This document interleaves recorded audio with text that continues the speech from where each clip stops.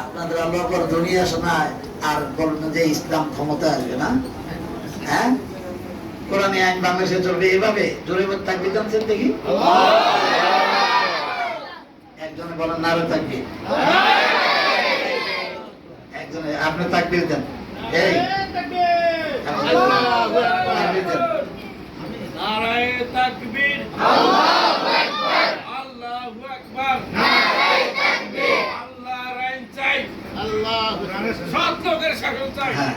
আল কোরআনের আলো ঘরে ঘরে আলো, সংসদে চলো। হ্যাঁ, জোরে বলেন আল কোরআনের আলো ঘরে ঘরে আলো, সংসদে চলো।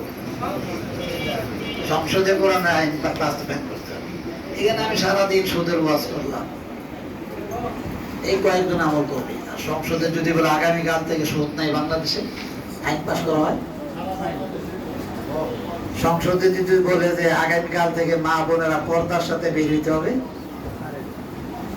সৌদি আরব একবারে নেকা পয়লা বের হইতে হয়। এই জন্য কোরআন আইন কোথায় বাস্তবায়ন করতে হবে?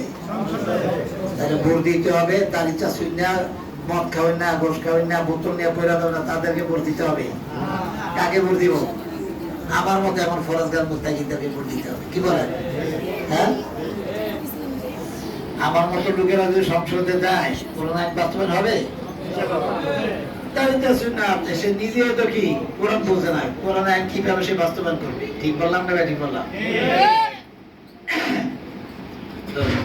আজকে কি একটা আমল দিলাম? রাস্তাঘাটে দিব, ঘরে প্রবেশ করতে কি, আর বিবিরে যায় বলবো যে আজকে হুজুরে আলোচনা করছে। বিবিরে কে কে শোনাইবে আলোচনাটা? কে কে বিবিরে শোনাইব? আপনার বিবি নাই? ও বিবি নাই, আপনার বিবির ব্যবস্থা করব। দেশে যখন যান তখন বা ফোনে শোনাইবেন, ফোনে কথা বলেন না, ফোনে শোনাইবেন আজকের আলোচনা। বিবিরে কে কে শোনাবে? তোমরা শোনাইতে হবে।